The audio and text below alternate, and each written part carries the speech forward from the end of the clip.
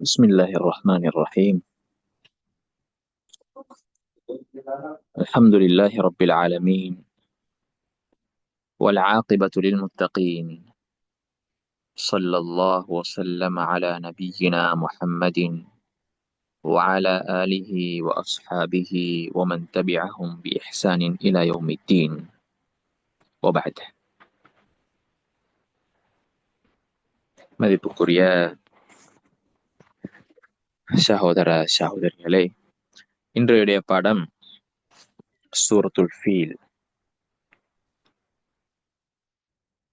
அல்லாஹ் தஆலா இந்த அமர்வை கபூல் செய்வானாக. இந்த அமர்வினூடாக உம்மத்துக்கு பல ஹைராத்துகளை நசீபாக்குவானாக.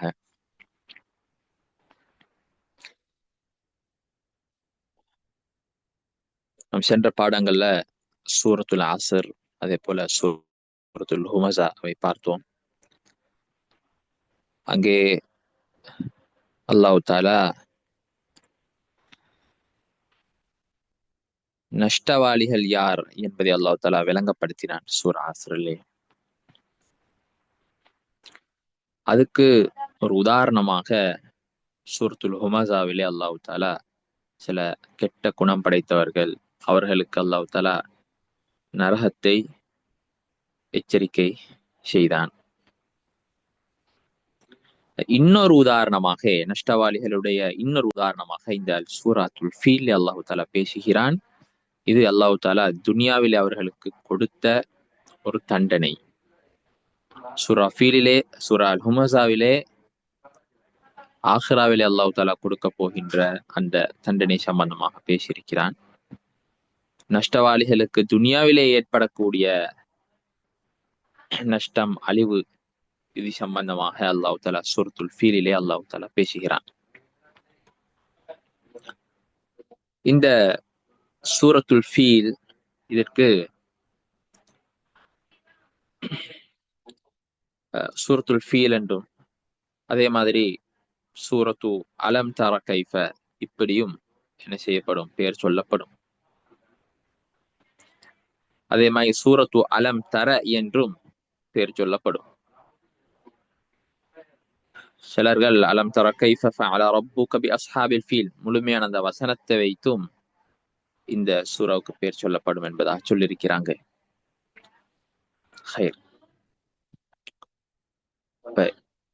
இந்த சூராவுக்கு இந்த பெயர் வருவதற்கான பிரதானமான காரணமே என்னவென்றால், ஒரு யானையுடைய ஒரு சம்பவம் நடைபெற்றதே இந்த சூரா நினைவூட்டுகிறது.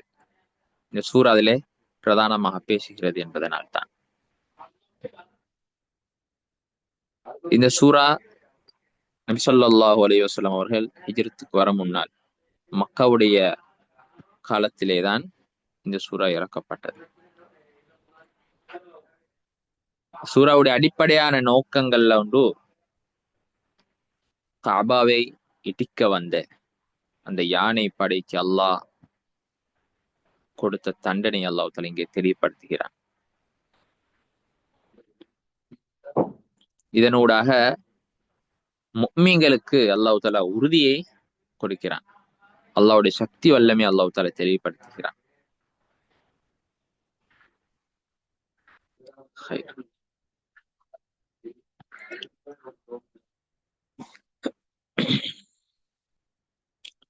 பாருங்க, இங்க முதலாவது வசனம்,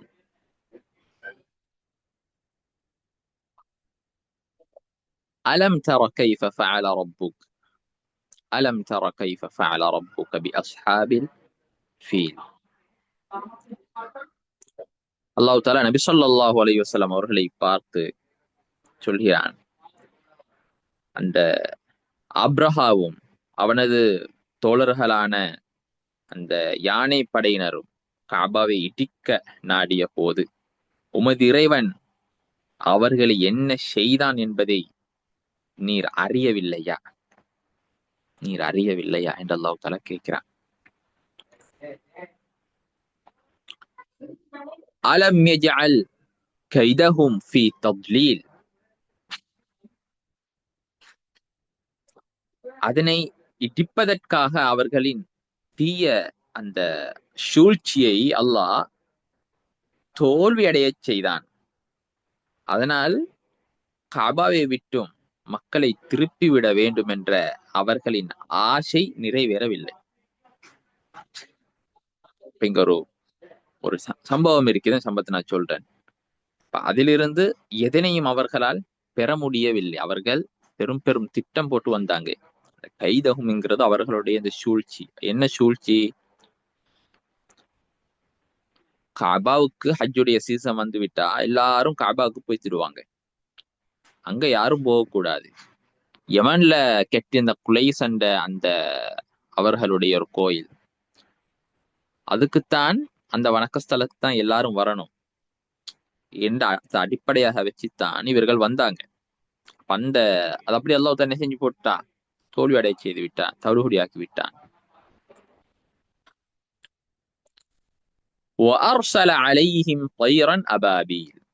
அல்லாஹ் அவர்களுக்கு எதிராக பறவைகளை கூட்டம் கூட்டமாக அனுப்பினான்.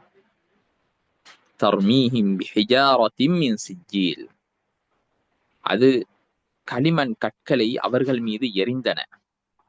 களிமண் கற்களை அவர்கள் மீது எரிந்தன. ஃபஜஅலஹும் கஅஸ்ஃபின் மஅகூல், அல்லாஹ் அவர்களை விலங்குகள் சாப்பிட்டு மிதித்துவிட்ட வைக்கோல்களை போன்று அல்லாஹ் தஆலா ஆக்கிவிட்டான். அவர்களே ஆக்கிவிட்டான். இதுல இருந்து ஒரு சுருக்கமான ஒரு சம்பவம் உங்களுக்கு புரிஞ்சிருக்கும், என்ன இங்க பேச வராங்கன்னு சொல்லி. இப்ப இதனுடைய சம்பவத்தை சுருக்கமாக நான் உங்களுக்கு முன்வைக்கிறேன். இன்னும் அது உங்களுக்கு தெளிவாகிறதுக்கு, இந்த சூறாவுடைய விஷயங்கள் இன்னும் உங்களுக்கு தெளிவாகிறதுக்காக வேண்டி. பொதுவாக தப்சீர்ல அப்துல்லாஹ் பின் அப்பாஸ் ரலியல்லாஹு அன்ஹு அவர்களை தொட்டும் பல பல செய்திகள் சஹீஹாக வந்திருக்குது. அப்ப அவர்களை தொட்டும் அறிவிக்கக்கூடிய 2 அறிவிப்பாளர் இருக்கிறாங்க. ஒன்று ஸயீத் பின் ஜுபைர், அடுத்து இக்ரிமா ரலியல்லாஹு இக்ரிமா. இவங்க 2 பேரும் அப்துல்லாஹ் பின் அப்பாஸ் ரலியல்லாஹு அன்ஹு சொன்னதாக இந்த கிஸ்ஸாவை, இந்த செய்தி, அதாவது இந்த யானைப்படையுடைய இந்த செய்தியை சொல்றாங்க.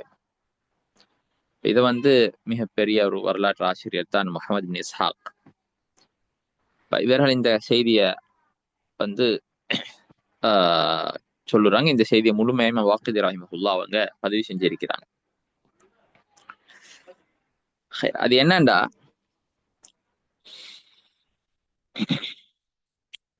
ஹபஷாவுடைய அந்த அரசன் நஜ்ஜாஷி, அபிசீனியான்னு நம்ம சொல்லுவோம், அபிசீனியாவுடைய அந்த அரசன் நஜ்ஜாஷி என்பவன் ரியாத் என்ற ஒருவனை என்ன செஞ்சாங்க, யமனுக்கு அனுப்பி வச்சாங்க. அப்படி அவங்கள ஒரு படையோட யமனை வெற்றி கொள்வதற்காக, இப்ப அவனோட யுத்தம் செஞ்சு யமனை வெற்றி கொண்டாச்சு. இப்ப ரியாத் அப்ப அங்க ஆட்சி செஞ்சான். எங்க யமன்ல வெற்றி கொண்டு ஆட்சி செஞ்சான். ஆனா இது சிலருக்கு அவன் ஒரு அதிருப்தியாக இருந்துச்சு. அவன் ஆட்சி செய்யற முறைகள், அவனுடைய சில நடவடிக்கைகள் இந்த அபிசீனியா ஹபஷாவில இருந்த சிலர்களுக்கு பிடிக்க இல்லை. அப்ப அதுக்குள்ள இருந்தவர் தான் அப்ரஹா அல் அஷ்ரம், அப்ரஹா பின் சபாஹ். இதுக்கு அபு யக்சூம் என்று சொல்லப்படும் அப்ரஹா அல் அஷ்ரம் அப்படி என்று சொல்லி அவர் பிரபலியம். இவர் முன்னுக்காகி முழுமையான எதிர்ப்பை ரியாத்துக்கு செலுத்தினான் பல விதங்கள்ல. 2 கூட்டங்களாக பிசினியா உள்ள கூட்டங்கள் அது 2 டீமாக பிரிஞ்சிட்டு, பின்னால ரியாத் என்ற அந்த அவனோடு ஒரு கூட்டம், அப்ரஹாவோட இன்னொரு கூட்டம். இப்ப பெரும் ஒரு யுத்தம் மோதல் ஆரம்பிச்சுட்டு, இப்ப யமன்ல பெரிய ஒரு யுத்தம் நடக்க ஆரம்பிச்சுட்டு. இப்ப ஹபஷா முழுமையாக அந்த யுத்தம் போயிட்டு இருக்கிற நேரம் முழுமையாக அப்ரஹா ரியாத்தை கொண்டுட்டான். முழு ஹபஷாவும் அப்ரஹாவுக்கு சேர்ந்து பின்னால யமன் வாசிகளும் அங்க இருந்த எல்லாருமே அப்ரஹா வந்து ஒரு அரசனாக ஏற்றுக்கொண்டு அங்க இருந்தாங்க. இப்படித்தான் அப்ரஹாங்கிறது அவன் வந்து அடிப்படை அபூசினி, அவன் ஹபாஷி. இப்படித்தான் அவன் வந்து ஆட்சிக்கு வந்தான் யமனுக்கு. சரி, இப்ப யமன்ல இருக்கிற நேரம் இவங்க எல்லாம் நசாராக்கள், இவங்க எல்லாருமே நசாராக்கள். அதனாலதான் இப்ப பின்னால சொல்றேன். அப்ரஹா பார்த்தா எல்லாருமே இங்கிருந்து யமன்ல இருந்து அது உள்ள வேற வேற நாடுகள்ல இருந்து எல்லாருமே ஹஜ்ஜு உடைய சீசன் வந்துட்டா எல்லாரும் எங்க போவாங்க? காபாவுக்கு போவாங்க, மக்காவுக்கு போவாங்க. அந்த சீசன் வந்தாலும் அங்க போய்த்துடுவாங்க. இப்ப இவன் என்ன செஞ்சானுண்டா, இவன் இங்க ஒரு வணக்க ஸ்தலம் ஒன்று கட்டினான். எங்க யமன்ல சன்னா என்ற இடத்துல வந்து பெரிய ஒரு கோயில் மாதிரி கட்டினான். கட்டிட்டு நஜ்ஜாஷிக்கு, யாரு, ஹபஷாவுடைய மலிக் அரசனுக்கு கடிதம் எழுதினான். நான் வந்து உனக்காக நான் இங்க பெரிய ஒரு கோயில கட்டியிருக்கிறேன். இத மாதிரி வேற ஒரு அரசனுக்கும் இல்லை. இதை நான் கட்டின காரணம் என்னன்னா, எல்லா அரபிகளும்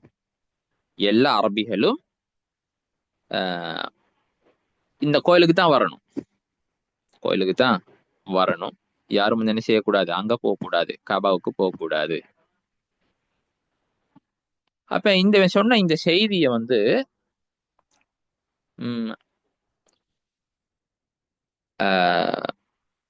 மாலிக் இப்னு கினானா என்று சொல்லக்கூடிய இந்த கோத்திரத்தை சேர்ந்த அவர்கள் ஒருவர் வந்து என்ன செஞ்சிட்டாங்க, இந்த செய்தி அவனுக்கு கேள்விப்பட்டுட்டு இவன் மறைமுகமாக வந்து என்ன செஞ்சான்னா, ஒரு அரபியன் என்ன செஞ்சான்னு சொன்னா,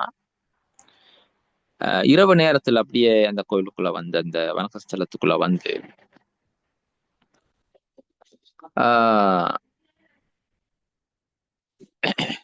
அவனோட நஜீஸை செஞ்சு விட்டு போயிட்டான். நஜீஸை செஞ்சுட்டு எல்லா இடங்களையும் பூசி வச்சுட்டு போயிட்டான். இது அவங்க ஒரு சேஜாக ஒரு வணக்கஸ்தலமாக அவங்க பார்த்தாங்க. இதை வந்து நஜீஸ் செஞ்சுட்டு போனது இந்த சப்ஜெக்ட் வந்து அப்ரஹாவுக்கு கேள்விப்பட்டுட்டு அப்ரஹா கேட்டா வந்து, யார் இந்த வேலை துணிச்சலாக செஞ்சது, இப்படியான அசிங்கமான வேலை யாரு செஞ்சது என்று தேடிட்டு இருந்தான். பின்னால அவனுக்கு சொல்லப்பட்டுச்சு, இது ஒரு அரபி ஒன்று செஞ்ச வேலை. இவன் எல்லாம் வந்து வளமையாக இந்த காபாவுக்கு போற பாட்டிகள் ஒத்துறது அப்படி என்று சொன்னான். சொல்லப்பட்டதும் அவன் சத்தியம் பண்ணி சொன்னான், நான் காபாவுக்கு படையெடுத்து செல்வேன், காபாவை உடைத்து விடுவேன் சத்தியம் விட்டு சொல்லிட்டு நஜ்ஜாஷிக்கு என்ன செஞ்சான், ஒரு கடிதம் அனுப்பினான். இந்த செய்தியை சொல்லி, இப்படி ஒரு விடயம் நடந்திருக்குது, எனக்கு யானைப்படைய அனுப்பிவை. அப்ப அவன் கேட்டது வந்து என்னன்னா, மஹ்மூத் என்று சொல்லக்கூடிய பெரிய ஒரு யானை. அதுக்கு பின்னால் பல யானைகள் இருக்கும். முழு அந்த யானை தான் அவருடைய ஹெட். அது அமர்ந்தா எல்லா யானைகளும் அமர்ந்துடும், அது எலும்பினா எல்லா யானைகளும் எழுந்துவிடும், அது செல்ல ஆரம்பிச்சா எல்லா யானை பின்னால தொடர்ந்து செல்ல ஆரம்பிச்சிடும். அப்படி ட்ரெயின் பண்ணப்பட்ட யானை, நல்ல உடம்பு வாட்ட சாட்டமான எல்லா யானைகளையும் விட பெரிய ஒரு யானையாக அது கருதப்பட்டது. அப்ப இந்த யானையை தான் அனுப்பி வச்சான். அப்ரஹா என்ன செஞ்சால், ஹபசாயில இருந்து அப்படியே மக்காவை நோக்கி பயணிக்க ஆரம்பிக்கிறான். யானை படையும் அப்படியே போகுது. அப்ப இந்த செய்தி அரபிகளுக்கு கேள்விப்பட்டுட்டு, இப்படி ஒரு விஷயம் நடக்க போகுதுன்னு சொல்லி இப்ப அவங்க வந்து பார்த்தாங்க, எங்களுக்கு ஜிஹாத் கட்டாயமாகிட்டு என்று கருதினாங்க. ஆனால் உண்மையிலேயே ஜிஹாத் செய்யறதுக்குரிய அமைப்பு இருக்க இல்லை.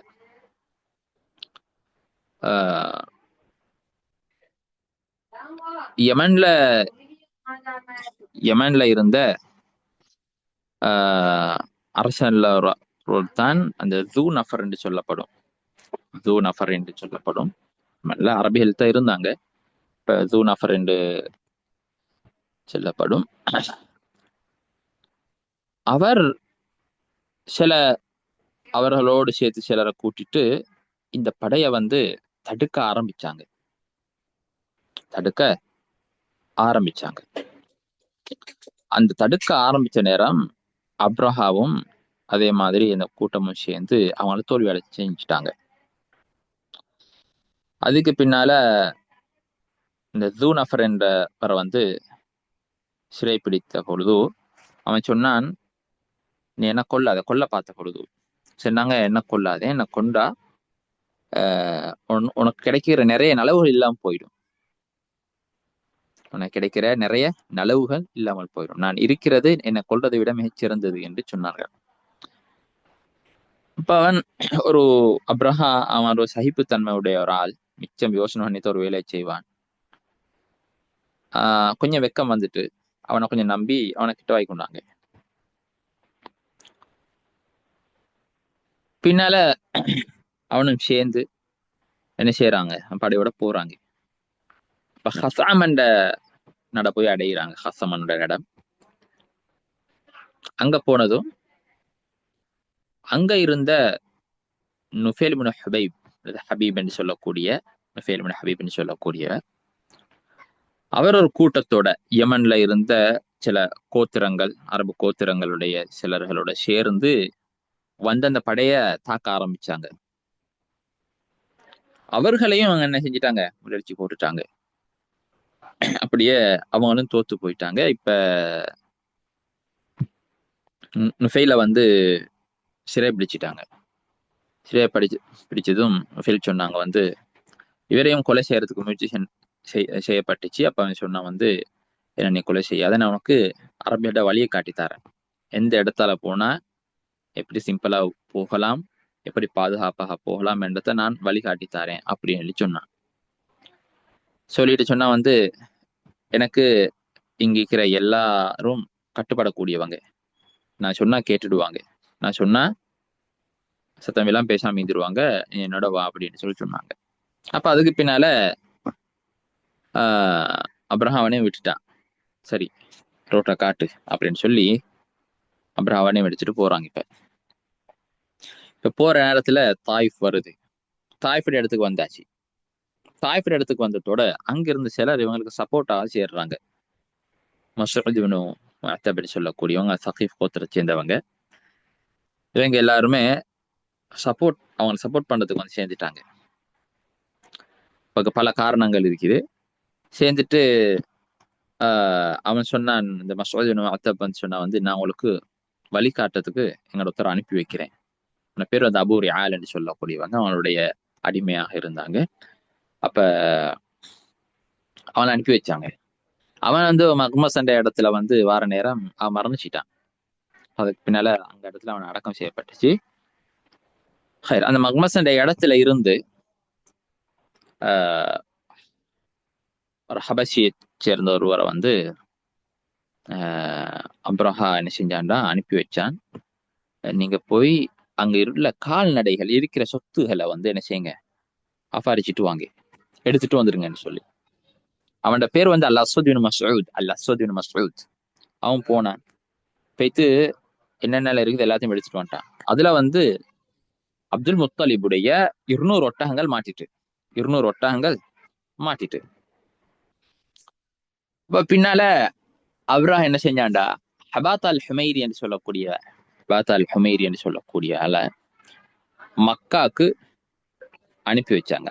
ஏன் அனுப்பி வச்சாங்கன்னு சொன்னா, மக்கா வாசியில போய் கேளுங்க, அவங்களோட தளபதி யாரு, அவங்களோட தலைவர் யாரு கேட்டுட்டு நான் எதுக்காக வேண்டி நாங்க வாரோம் என்றதை கிளியரா சொல்லிருங்க. நாங்க யுத்தம் செய்ய வர இல்ல. ஏன்னா நிறைய வார நேரங்கள்ல நிறைய யுத்தங்களுடைய அந்த டீம் எல்லாம் மேற்கொண்டாங்க. எல்லாரும் வென்று போய் வாராங்க இவங்க. அங்க போய் யுத்தமா? அப்ப நாங்க வாரது யுத்தம் செய்யறதுக்கல்ல, நாங்க வாரது இந்த காபா உடைக்கிறோம், திரும்பி பேசிடுவோம் இப்படி. அப்ப இப்படி சொன்னாங்க. அப்ப அவன் போனான், மக்காக்கு போன உடனே அப்துல் முத்தலிபை சந்திச்சாங்க. அப்துல் முத்தலிப் இப்படி சொன்னா, இப்படித்தான் எங்களோட அரசன் வந்து என்ன உங்களுக்கு அனுப்பி வச்சாங்க இந்த செய்தி எத்தி வைக்கிறதுக்கு. ஏன் நீங்க எங்களோட யுத்தம் செய்யாம இருக்கும் காலமெல்லாம் நாங்க என்ன செய்ய யுத்தம் செய்ய மாட்டோம், நாங்க வருவோம், இந்த கபா உடைப்போம், பின்னால திரும்பி பேசிடுவோம். திரும்பி திருவோம். அப்ப அப்துல் முத்தலிப் வந்து அப்துல் முத்தலிப் சொன்னாங்க வந்து எங்களுக்கு யுத்தம் செய்ய வேண்டிய எந்த அவசியமும் இல்லை, எங்களுக்கு யுத்தம் செய்ய வேண்டிய அவசியம் கிடையாது, எங்களுக்கு அதுக்கு சம்மந்தம் இல்லை.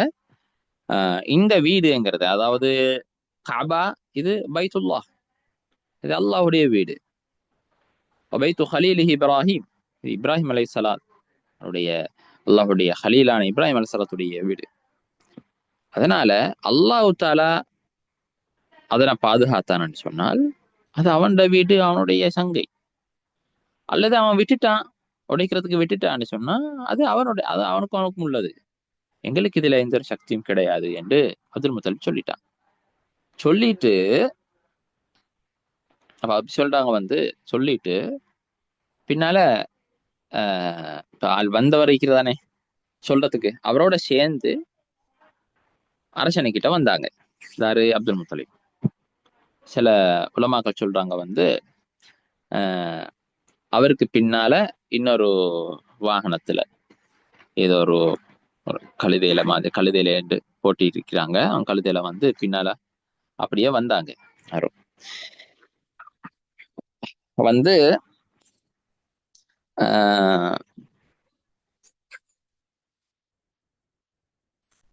கொஞ்சம் இருங்க.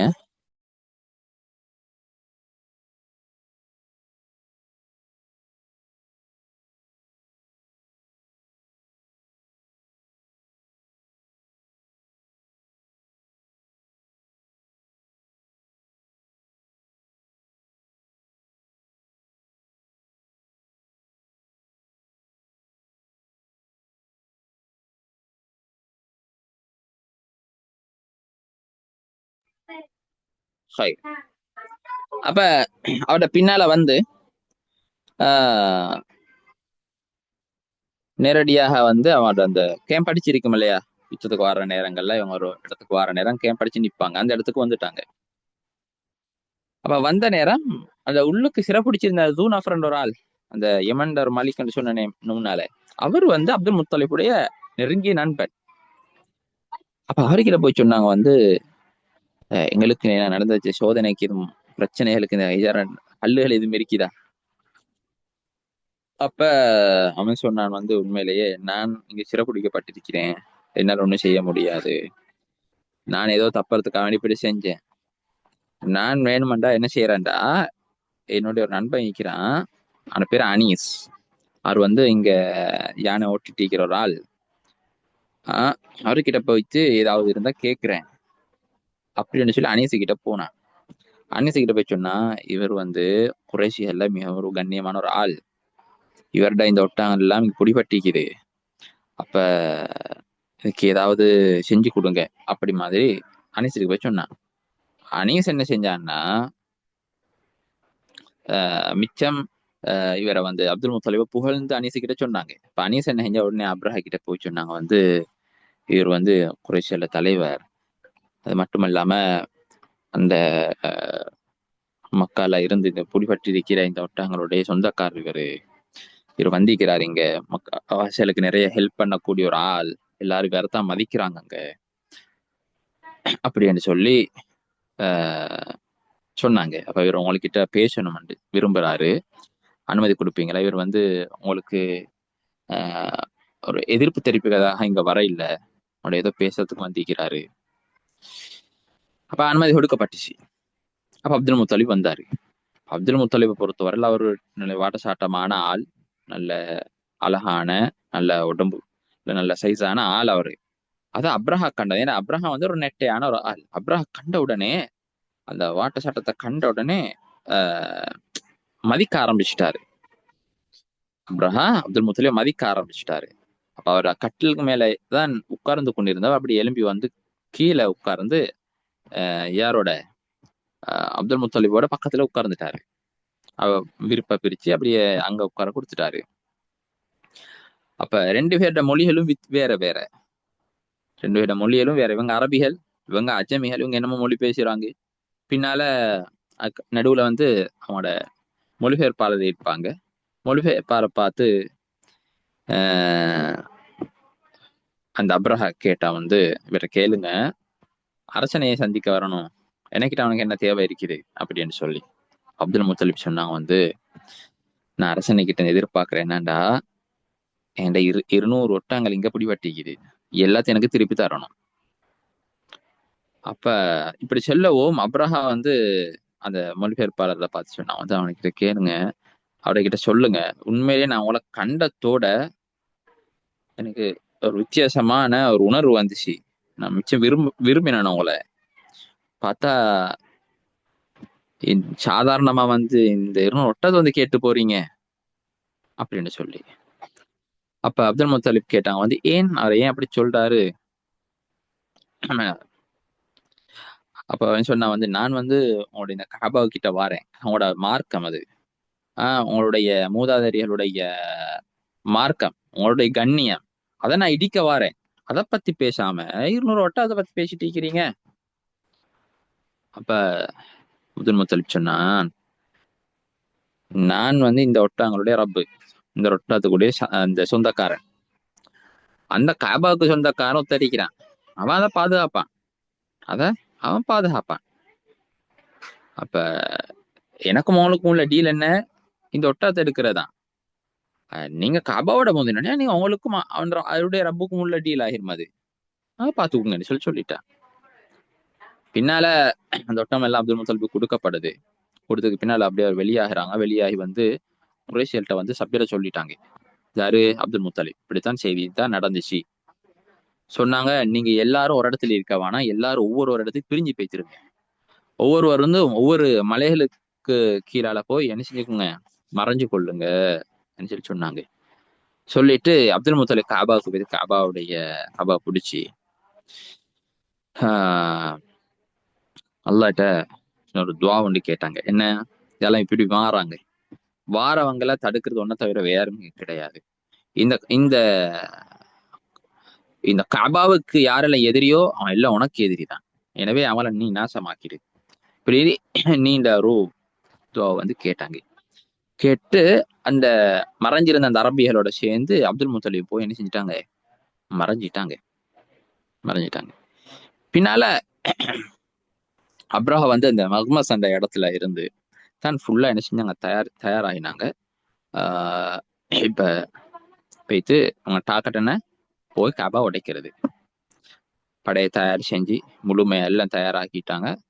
இப்ப அந்த இடத்துல 12 யானைகள் உள்ள தயாராக இருக்கிற அவனோட. இப்ப அந்த நுஃபைல் என்று சொன்னே என்னோட வந்து சேர்ந்தவர், இரண்டாவதாக யுத்தம் செய்ய வந்து சிறைபிடிக்கப்பட்டவர், நான் உங்களை ரோட் காட்டுன்னு சொன்னார் அண்ணா. அவர் வந்து முன்னுக்கு இருக்கிற அந்த மஹ்மூத் என்று சொல்லக்கூடிய பெரிய யானை முன்னுக்கு இருக்குது. அது காதுக்குள்ள வந்து சொன்னாராம், மஹ்மூத் நீ அப்படியே படுத்துரு, உட்கார்ந்துடு, எங்கிருந்து வந்தியோ அங்கேயே போயிடு, நீ இப்ப போற இடம் இருக்குதே இது அல்லாஹுடைய இடம், இது கண்ணியமான அல்லாஹுடைய நான் பலதூர். அப்ப அதனால நீ எந்த இடத்துல இருந்து வந்து அந்த இடத்துக்கு போயிடு அப்படின்னு சொல்லவும், அப்படியே அந்த யானை என்ன செஞ்சுட்டா, அப்படியே படுத்துட்டு எல்லாரும் முயற்சி செய்யறாங்க அதை எழுப்பாட்டி அனுப்புறதுக்கு. அது அவ்வளோ ட்ரெயின் பண்ணப்பட்ட யானை. அத அவனோட கரத்தில் இருக்கக்கூடிய அந்த கூறுகள் எல்லாம் குத்துறாங்க, அதுல காதுகளுக்குள்ள குத்துறாங்க, காலுக்கு கடிக்கிறாங்க, பல விதத்திலே முயற்சி செய்யறாங்க. ஆனா அது அசையுதில்லை. ஆனா சற்று அந்த யானைய திருப்பினா அது திரும்புது. அப்ப யமன் நாட்டுடைய அந்த திசையை நோக்கி திருப்பின உடனே அது எலும்பி ஓட ஆரம்பிக்குது. அப்ப ஷாமுடைய பகுதிக்கு வந்து அவன் திருப்பவும் அது திரும்பி ஓட ஆரம்பிக்குது. அப்ப இந்த காபாவுடைய திசையை மட்டும், அந்த பக்கத்தை மட்டும் திருப்பி வைக்கிற என்ற பொழுது மட்டும் அது என்ன உட்கார்ந்து கொள்றது, எலும்பி போக மறுக்குது. இப்ப இந்த இடம் தான் நபி ஸல்லல்லாஹு அலைஹி வஸல்லம் ஹுதைபியாவுடைய நேரத்தில் நபி ஸல்லல்லாஹு அலைஹி வஸல்லம் அவர்களுடைய அந்த ஒட்டகம் அது படுத்துட்டு சஹாபாக்கள் சொன்னாங்க, இது ஒரு முரண்டு பிடிச்ச ஒரு ஒட்டகமா இருக்குதே, நபி ஸல்லல்லாஹு அலைஹி வஸல்லம் அந்த கெட்ட குணங்கள் என்ன ஒட்டகத்துக்கு இல்ல, இது வந்து கபா உடைக்க வந்த அந்த யானைகள் படுத்த இடம். அப்ப அதனாலதான் இது இங்க படுக்குது என்பதாக சொல்லி காட்டினாங்க. அந்த இப்ப நுஃபைல் என்ன செஞ்சான்டா, உடனே பெரிய ஒரு மலைக்கு ஏறிட்டான். அவசரமா ஒரு மலைக்கு ஏறிட்டான். ஏறினதும் அவர் சொல்றாரு என்னண்டா, நாங்க பாக்குறோம் கடல்ல இருந்து அப்படியே பெரும் பறவை கூட்டம் ஒன்று வந்தது. பறவை கூட்டம் உண்டு அப்படியே வந்து எங்களை முழுமையாக மூடிக்கொண்டது. ஒவ்வொரு பறவையுடைய இரண்டு கால்கள்ல இரண்டு கற்களும் சின்ன சின்ன கற்களும் அதுல சொண்டில் ஒரு கற்களும் இருந்துச்சு. இப்ப முழுமையால மூடினதுக்கு பின்னால அது அதனுடைய கற்களை வந்து எரிய ஆரம்பிச்சிச்சு. எங்களோட கூட்டத்துல இருந்த எல்லாருமே யாருக்கும் தப்ப முடியாதவாறு எல்லாருமே தப்பி ஓட ஆரம்பிச்சாங்க. நுஃபைல் தானே ரோட் காட்டுறாள், எல்லாருமே எவனுக்கு போற ரோட் சொல்லுங்கன்னு சொல்லி எல்லாரும் ரோட் கேட்டு வந்தாங்க என்கிட்ட. அங்கிடத்துல என்னன்னா ரோட் சொல்லு, அவன் பலரும் அந்த ஒவ்வொரு மலைகளுக்கு இடையால பாஞ்சு பாஞ்சு ஓட ஆரம்பிச்சாங்க. ஆனா யாராலையும் தப்ப முடியல. அந்த கற்கள் வந்து அப்படி அவங்கள முழுமையாக அழிச்சு விட்டது என்று சொல்றாங்க. அப்ப இதுல அப்ரஹா மட்டும் தப்பினான். அப்ரஹா மட்டும் தப்பினான். ஆனா அறிவிப்புல வருது, அப்ரஹாக்கு அல்லாஹ் நோய் அனுப்பினான். அப்ரஹா வந்து அந்த நோய் எப்படியாப்பட்ட நோய் என்று சொன்னா, அவனுடைய விரல்கள் வந்து அப்படியே உதிர்ந்து விழ ஆரம்பிச்சிட்டு இவன் சனாவுக்கு யமன் நோக்கி போற நேரத்துல அப்படி ஒரு அந்த பறவை குஞ்சுகள் இருக்குது, அந்த பறவை குஞ்சுகள் போல மாறிட்டான். இப்படியே செய்தில வருது. அவனும் அவனோட இன்னும் இன்னும் சிலர் இருந்தாங்க. அந்த அந்த கூட்டத்துல பார்த்துட்டு இருந்தாங்க. அவன் பறவை குஞ்சுகள் மாதிரி அவன் அப்படியே ஆகி அதுக்கு பின்னால் அவனோட தலை அப்படி வெடிச்சு அந்த தலையல்ல, அதாவது அவனுடைய கல்பு நெஞ்சு அப்படியே வெடிச்சு பிளந்து அப்படியே அழிஞ்சு வைத்துட்டான் என்று அறிவிப்பெல்லாம் வருது. இதுதான் என்னுடைய இந்த சம்பவத்துடைய சுருக்கம். ரைட். இப்ப நாங்க அல்ஹம்துலில்லாஹ் இது போதுமா நினைக்கிறேன் அளவு. இப்ப நாங்க என்ன செய்வோம்டா, ஸ்லைடுக்கு போவோம். ஸ்லைட்ல உள்ளதுல வாசிப்போம். அந்த நேரம் அந்த தேவையான விளக்கங்களையும் சில தாரேன்.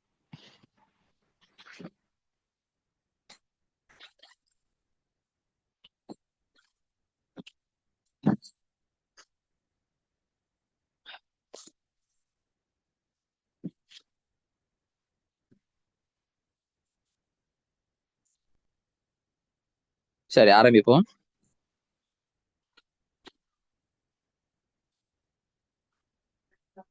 இந்த சூறால வந்து 5 வசனங்கள். இதுக்கு ஃபீலண்ட் பேர் வைக்கப்படுறதுக்கு காரணம் என்ன? சரி, இதெல்லாம் போடப்பட்டிருக்குது. அதோடைய ஃபீலண்ட் இது யானைக்கு சொல்லுவோம். அதோடைய பன்மையான வார்த்தை ஃபியால் ஃபியல், அப்படி பல பன்மையான வார்த்தைகள் இருக்கு. இது ரெண்ட போட்டிக்கிறோம். அடுத்த பக்கம் நீங்க வாசிச்சவங்க அவசரமா டன்னு போடுங்க, அடுத்த பக்கத்துக்கு போகிறதுக்கு. சரி சரி. சூரா ஃபீலண்ட் பேருக்கான காரணம் இங்க போடப்பட்டிருக்குது.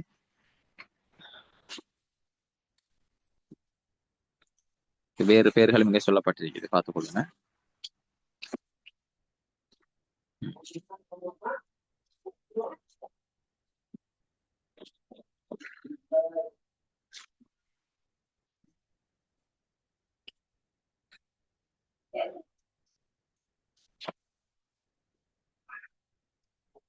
சரி, அடுத்த பக்கத்துக்கு போவோம்.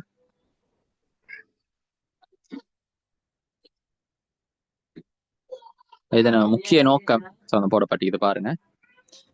அல்லாஹ் தஆலா அல்லாஹ்வின் சக்தியை வெளிப்படுத்துவது, குறிப்பாக பைத்துல் ஹராம் காபா அல்லாஹ்வின் வீட்டை அவன் எப்படி பாதுகாத்தான் என்பதை விளக்குகிறான். அருளப்பெற்ற காரணம் என்ன? அப்ப இது அருளப்பெற்ற காரணத்துக்கு வந்து பலர் பல கருத்துக்களை சொல்றாங்க. அந்த சிலர் வந்து இது இறக்கப்பட்டதுக்கு காரணம் வந்து அந்த இந்த கிஸ்ஸா நடந்த கிஸ்ஸாலதான் இறக்கப்பட்டுச்சுன்னு சொல்ல. ஆனா உண்மையில இது நபி ஸல்லல்லாஹு அலைஹி வஸல்லம் அவருடைய பிறப்புக்கு முன்னால் நடைபெற்றது. அப்ப அதான் காரணமாக வைக்க முடியாது. அப்ப குறிப்பிட்ட காரணங்கள் எதுவும் அறிவிக்கப்பட இல்லை. அதையும் இங்க நான் போட்டிருக்கிறோம். சரி, நம்ம அடுத்த பக்கத்துக்கு போவோம்.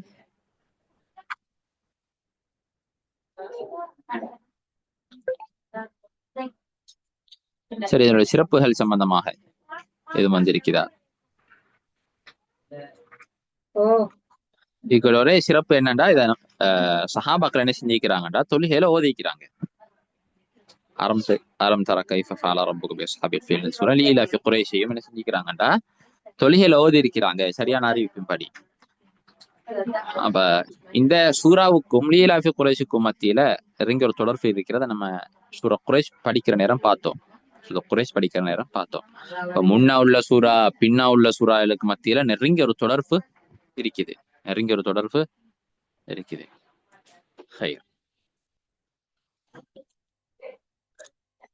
எனவே தொழுகையில ஓதக்கூடிய இப்ப இதுல வந்து நிறைய உலமாக்களும் ஜாயின் ஆகி இருக்கிறீங்க, மஸ்ஜித் இமாம்களும் இருக்கிறீங்க. அல்ஹம்துலில்லாஹ். நீங்க தொழுகையில ஓதுற நேரங்கள் எல்லாம் வந்து அர்த்தங்களை பார்த்து அதோடைய பொருத்தமான அர்த்தங்கள் முடிகிற இடங்கள் தொடர் இடங்கள் அதுகளை வந்து என்ன செய்யுங்க, அவதானிச்சு தொழுகையில ஓதுங்க. இப்ப நடுவில் இருந்து ஒரு பகுதி ஓதுற நேரம் அதோடைய எது ஆரம்பம், எது எங்க இது அர்த்தம் முடியுது என்றதை வந்து அவதானிச்சு அது ஓதுறது மிக பொருத்தமானது. திடீர்னு ஒரு சூறாவுடைய கடைசி பகுதியை ஆரம்ப பகுதியை ஓதுறது பிரச்சனை கிடையாது. மாற்றமாக அதோடைய அர்த்தங்கள் அவதானிச்சு ஓதுறது மிக முக்கியமானது. நம்ம அடுத்ததுக்கு போவோம்.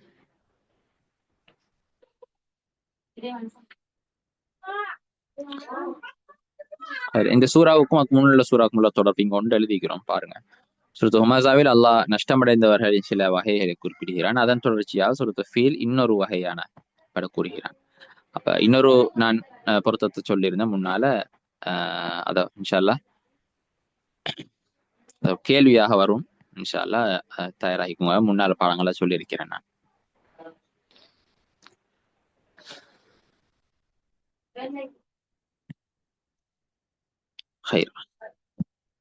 அடுத்ததுக்கு போவோம். சூறாவுடைய சுருக்கமான விளக்கம் வாசிச்சவங்க வாசிங்களே.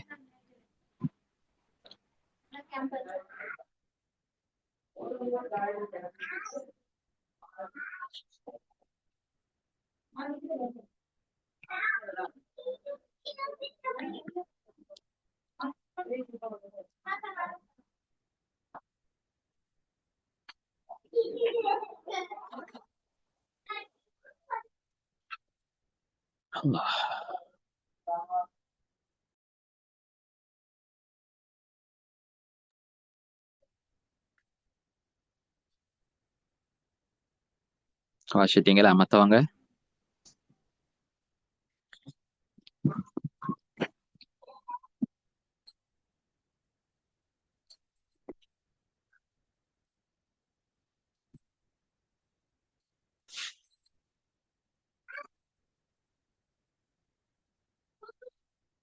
இங்க பாருங்க, உங்கள் இறைவன் யானை படையினருடன் காபாவை அழிக்க வந்த அப்ரஹாவையும் அவனது படையும் எவ்வாறு நடத்தினான் என்பதை நீங்கள் காணவில்லையா? நபி ஸல்லல்லாஹு அலைஹி வஸல்லம் அவர்களை பார்த்து அல்லாஹ் சொல்றான். நபி ஸல்லல்லாஹு அலைஹி வஸல்லம் பிறக்க முன்னால் நடந்த சம்பவம். அப்ப அவங்கள பார்த்து நபி ஸல்லல்லாஹு அலைஹி வஸல்லம் பார்த்து அல்லாஹ் தஆலா காணவில்லையா என்று. அதனுடைய அர்த்தம் என்னன்னா, நீங்க அவதானிக்கவில்லையா, உங்களுக்கு தெரியாதா என்ற அர்த்தம் தான். சரி, அதனுடைய அர்த்தம் அதுதான். குர்ஆன் நிறைய இடங்கள் அப்படி பாவிக்கப்பட்டிருக்குது. காணவில்லையான்னு சொன்னால் அந்த கேள்வி ஒன்று எழும் உங்களுக்கு. என்ன கேள்வி அது? நபி அங்க காண்றதுக்கு அவங்க பிறந்தே இருக்க இல்லையேன்னு சொல்லி.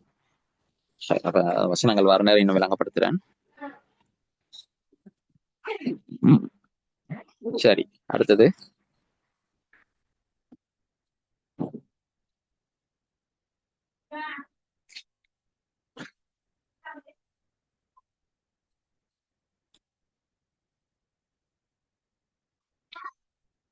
சொற்களுக்கான அர்த்தம்.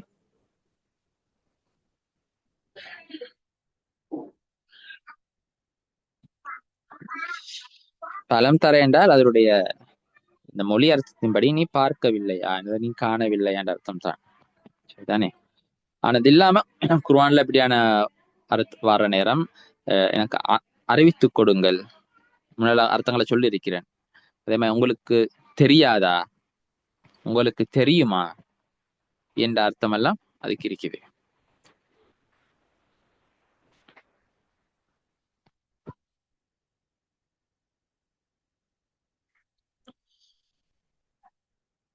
அடுத்தது போவோம்.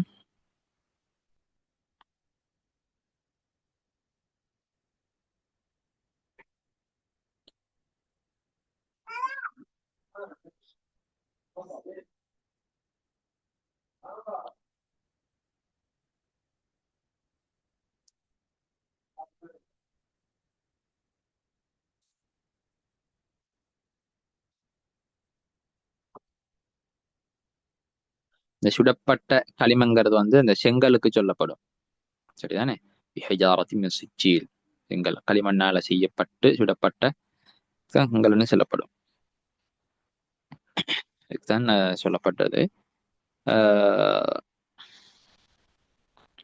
செங்கல் அப்படிங்கிறது பாரசி அடிப்படை அது பாரசி மொழி. அது செங் அப்படின்னு சொல்றது கல்லுக்கு சொல்லப்படும். கல்லுங்கிறது சுடப்பட்டதுக்கு சொல்லப்படும் அந்த பாரசி மொழியில. தமிழ் மொழியிலும் நம்ம செங்கல்னு பாவிக்கிறோம்.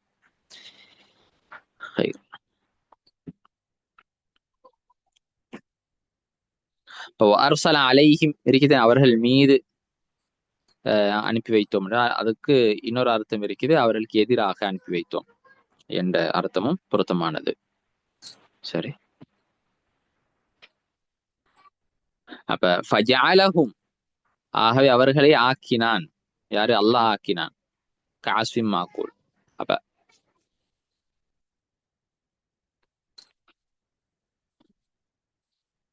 சரி, அப்ப அல்லாஹ் ஆக்கினான் தான் இங்க சொல்றாங்க. அப்ப அதனூடாக அந்த கல்லுகளின் மூலமாக அவர்கள் அப்படி வைக்கோல்கள் ஆகுவாங்களா?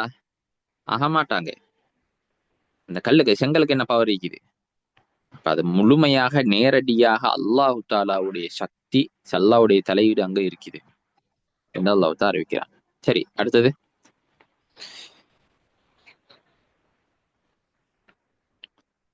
சரி, இப்ப வாங்க கொஞ்சம் பார்ப்போம் இதை கொஞ்சம் ஒவ்வொரு வசனமாக. அலம் தர கைஃப ஃபஅல ரப்புக பி அஸ்ஹாபில் ஃபீல்.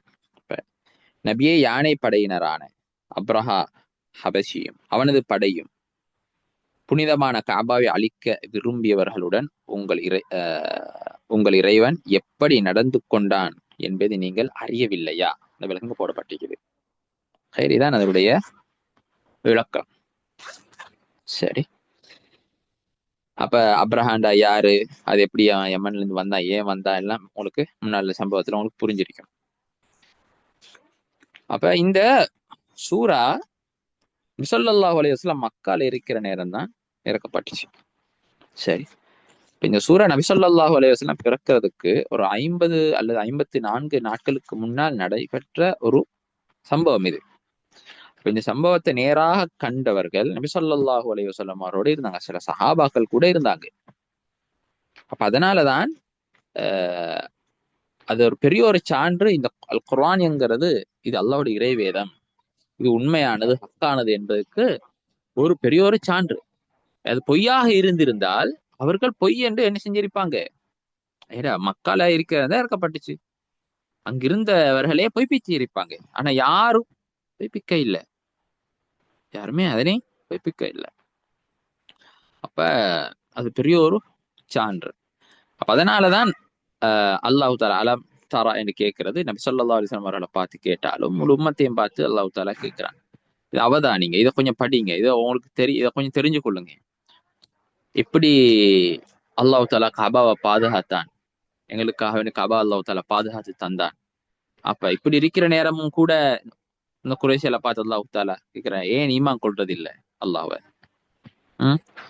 இன்னொரு கேள்வி வரலாம் உங்களுக்கு. இப்ப இவங்க அந்த கபாவை சுற்றி சிலைகள் தான் இருந்துச்சு. அவங்க எல்லாருமே சிலை வணங்கியல தான் இருந்தாங்க. அப்துல் முத்தலிபுடைய விஷயத்துல தவக்குஃப், அவங்க விஷயத்துல அவங்க சிலைகள் வணங்கி இருந்ததாகவோ அப்படி ஒரு விஷயம் சொல்லப்பட்டது இல்லை. ஆனால் அந்த இடத்துல அரபிகள் என்ன செய்யறாங்கன்னா சிலை வணங்கிகளாக இருந்தாங்க. இவர்கள் யாரு? இந்த ஹபசால இருந்து யமன்ல இருந்து வந்த எல்லாருமே நசாராக்கள். வேற ஒரு முன்னைய வேதங்களை எடுத்துக்கொண்டிருந்தவங்க. அப்ப சிலை வணங்கல்களுக்கு சரி ஓ சிலை வணங்கிகளுக்கு வந்து அல்லாஹ் தாலா வெற்றியை கொடுத்து இந்த நசாராக்களுக்கு அல்லாஹ் தாலா தோல்வியை கொடுத்ததுக்கான காரணம் என்னவென்றால், அடிப்படையான காரணம் இவர்கள் பெரும் அநியாயக்காரர்களாக இருந்தாங்க. அநியாயக்காரர்கள் பலரை கொலை செய்கின்ற விஷயத்துல பெரும் பெரும் இந்த அநியாயங்களை செய்யக்கூடியவர்களாக இருந்தாங்க.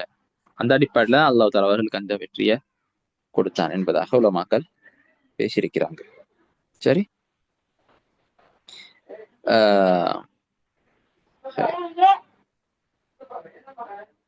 அது மட்டும் இல்லாம நபி ஸல்லல்லாஹு அலைஹி வஸல்லம் ஸல்லல்லாஹு அலைஹி வஸல்லம்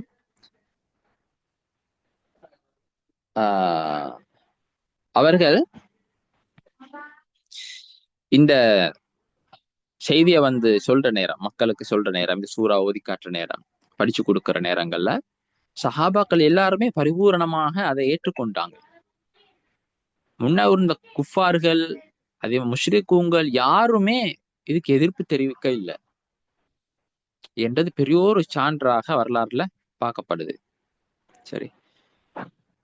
அடுத்த ஆலமேஜால் கைதஹும் ஃபி தத்லீல், அவர்கள் தீமையாக அந்த திட்டமிட்டதை அல்லாஹ் வீணாக்கி தோல்வியடை செய்யவில்லையா பாருங்க. அதாவது முதலாவது விஷயமே வந்து அவர்களுடைய டாக்கெட் அல்லாஹ் தான் உடைச்சி போட்டான்.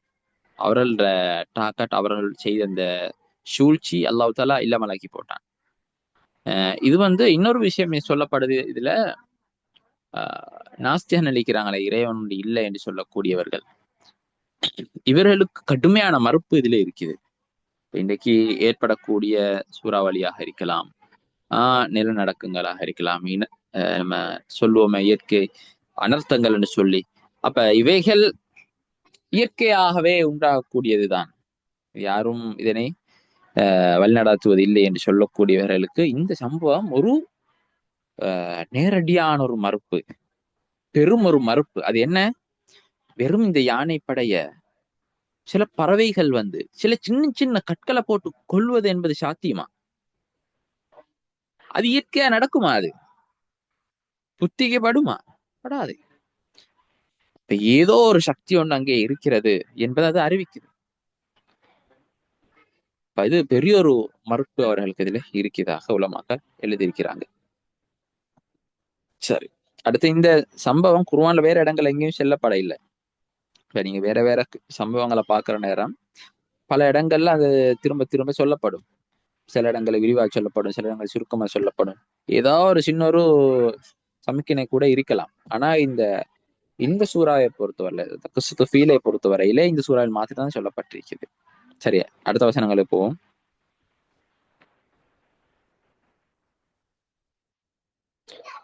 அடுத்த வசனங்கள்.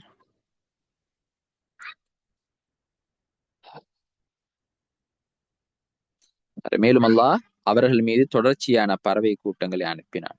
அவை களிமண் கற்களை அவர்கள் மீது எறிந்தன. ஃபஜஅலஹும் கஅஸ்ஃபின் மஅகூல், அதன் மூலம் அல்லாஹ் அவர்களை மிருகங்கள் தின்று எரிந்து காய்ந்த உலர்ந்த பயிர் தண்டுகளை போல, இந்த வைக்கோல்களை போல நொறுங்கியவர்களாக அல்லாஹ் தஆலா என்ன செஞ்சுட்டான்? அவங்கள ஆக்கிட்டான். ஹைர். அல்ஹம்துலில்லாஹ்.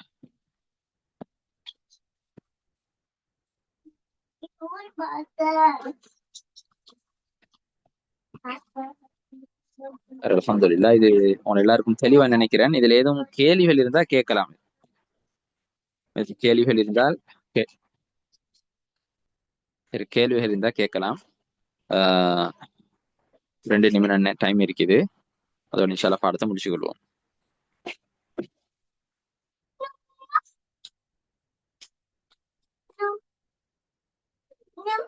அந்த பேக்ரவுண்ட்ல அந்த புள்ளைகள் பேசுற சத்தங்கள் கேட்கும். இது தவிர்த்து கொள்ள முடியாத சத்தங்கள்.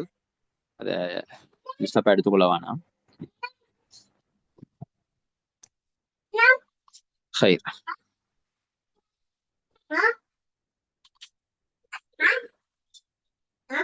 எதுவும் கேள்விகள் இருக்குதா? பாடம் தெளிவா?